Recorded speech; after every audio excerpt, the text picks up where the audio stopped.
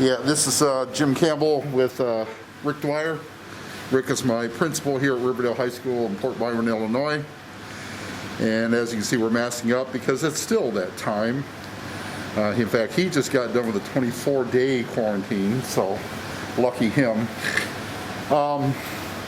This is an interview all about how the flipped classroom evolved and how it started here, and how we right now have 2 teachers who are using it that I know of. Are there more than 2? There's a few others there. Oh, good. Kind of mixing it in, doing a little bit of traditional, a little bit of flip. So have you worked with flipped classroom before? Yeah, I had a teacher at a school that I worked at before here that kind of experimented with it a little bit, and it was a U.S. history teacher. So that was a little bit different than math and science, obviously, because some of the instructional things were lecture-based and based on readings that the kids could do outside of classrooms. So it's a little bit different, but that's the only time I've ever seen it, other than what we're doing now. Did that particular teacher allow the students to kind of come up with their own way of processing? Or is this just a one-dimensional? So, like, his name was Adam Boyle. He was an excellent teacher, and actually what Adam was doing was he was flipping the classroom so that his lectures and notes and all the stuff that they normally do in a traditional classroom was done through video lessons outside of school. So technically that was the kids' homework. The kids' homework was to watch the videos and notes and then come back in. And then instead of being a lecture-based classroom, it was more of a discussion classroom based on the readings and the video recordings. And it also became more of a project-based learning experiment for the kids, because instead of using that class time for lectures and explaining things, what he ended up doing was using class time more to get kids into groups and start doing some higher order thinking, problem solving, and project-based learning. So it was a mixture. One of the things that impressed me about the flipped classroom was that how many variations you can have in it. I think it really depends upon what you're teaching, what level you're teaching.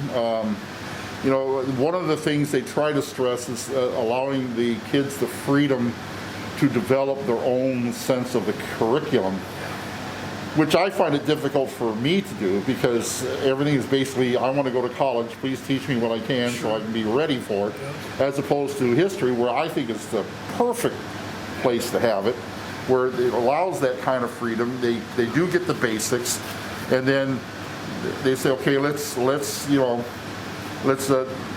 you try and figure out a way to learn something about it and come up with something really creative. Because I find creativity is a really, really difficult thing to teach. And I think I don't know about you, but in the years I've been teaching, I've seen less and less and less curiosity of the students coming in. And it's kind of scaring me. But is that a sense what you're seeing too? I would say that the one thing I've noticed in my career that's different with this generation of students as opposed to 20-some years ago is that it's an information-ready society where kids have a couple clicks and they can get the answer that they need. Right. And so to me, what's changed over that time is really more the research and the delving into understanding of something, as opposed to just a couple clicks and you can get the answer that you're looking for. So yeah, I think curiosity might be a good word for that. It's also just work skills, doing that digging deeper to find your understanding of certain curriculum. Whereas now you can Google search it, and in 2 minutes you can get an answer from an expert. You might have to go to the library, you might have to read encyclopedias, you might have to really dig into things to try to find that answer for your understanding. So I think our kids nowadays are a information-ready learner society. So what I mean by that is that they answers are almost too easy to find.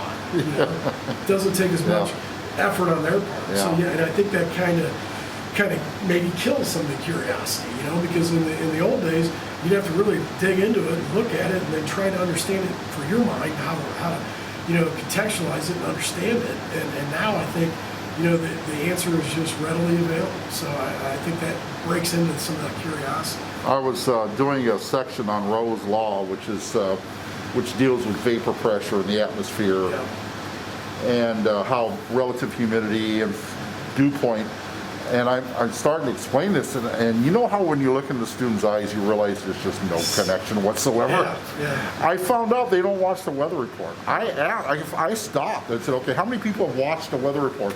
Not one hand went up. That doesn't surprise me. Yeah, and I guess, well, and I think the medium of television is now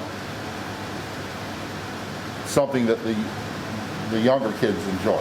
Yeah, I think, I have a couple teenage children myself. Actually, one of them is just turned 21. The other two are teenagers.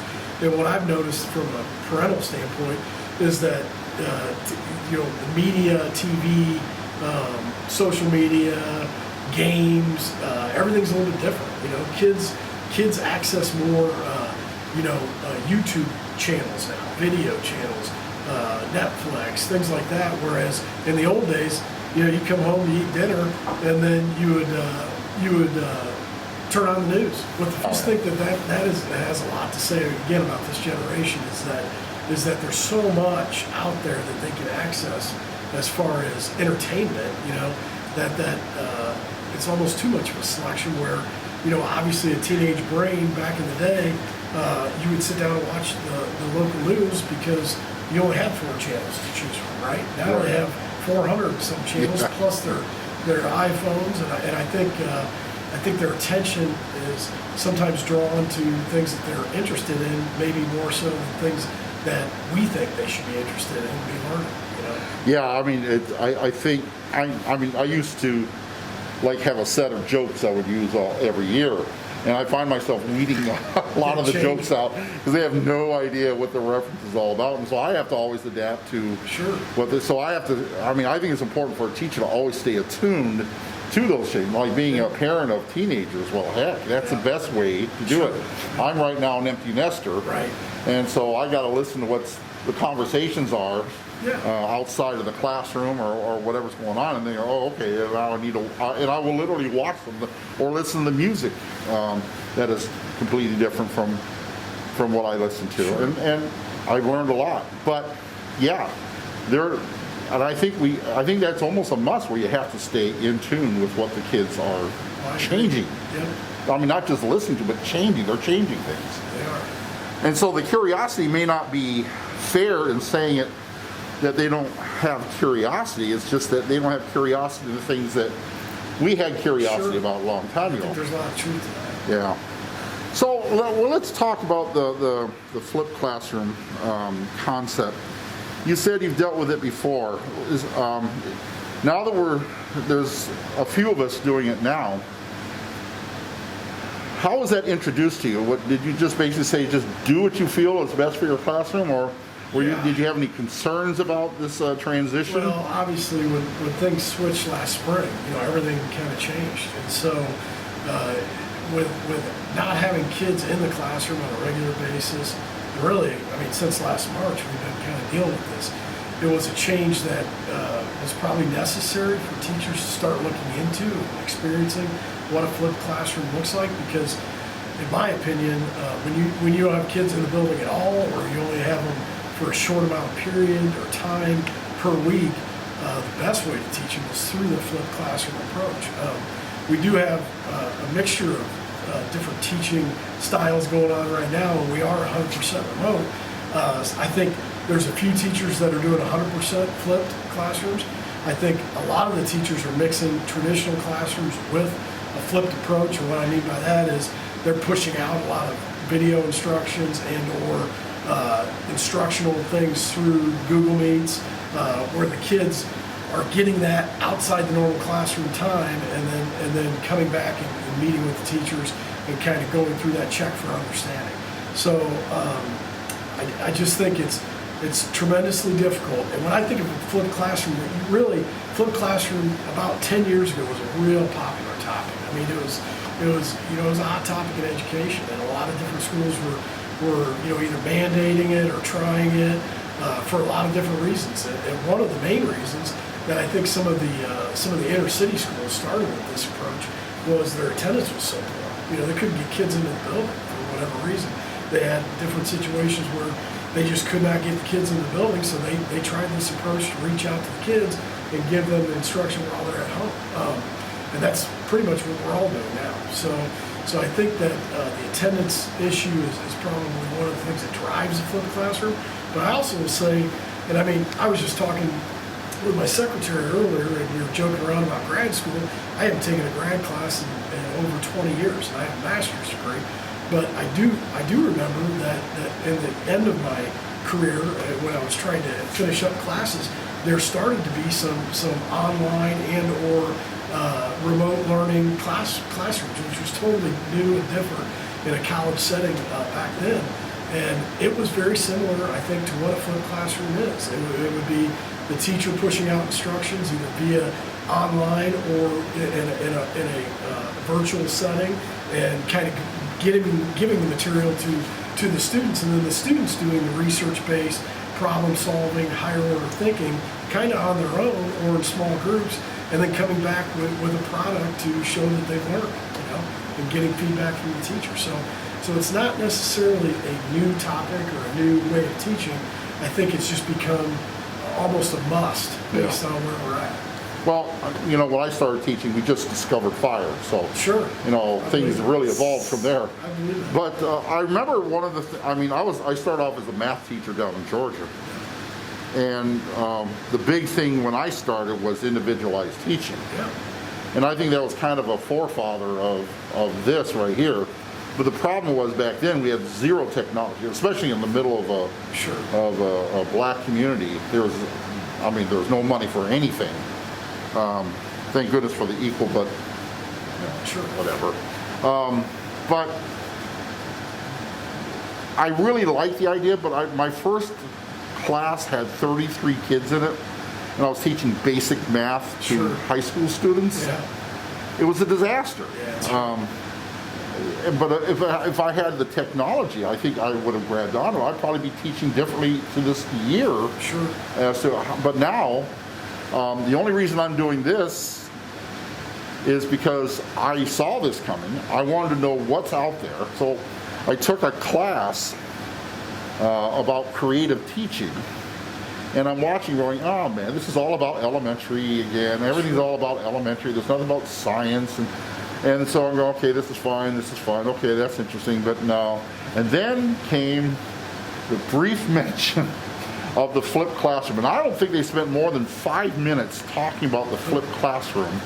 And they had a couple of books that they recommended for it, and that was about it. And I just sat up my seat going, whoa, what is this? And it, again, brought me back to the days of the individualized teaching.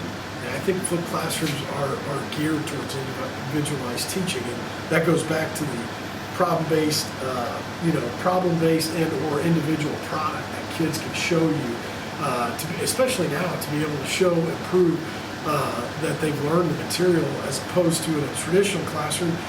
There might be lots of quizzes and tests and different things in front of the teacher so that you know that the students are not cheating or learning the material themselves. So hard to do in a remote setting. So hard to assess students' learning unless you can really become creative, individualized, and have some type of product or problem-based learning project where the kids kind of can prove to you that they're learning the material individualized without necessarily having to give them a test or quiz. Right. And I think that a lot of flipped classrooms do kind of lend themselves, and again, some curricular areas I think are easier to do this than others. Right. I think in general, science and math are probably more difficult than your ELA classes, because you can do a lot of more problem-based or project-based assignments to assess kids outside of school when they're out in front of you. Obviously, in a science classroom, you have labs, you have other things that typically are project-based or problem-based proof of knowledge, whereas this is totally new. It's totally different. So I think it's probably a challenge for science and math teachers, because in my experience, typically your science and math teachers are typically more traditional, because it lends itself to that. Right. The content lends itself to that. Then probably your ELA teachers have to be.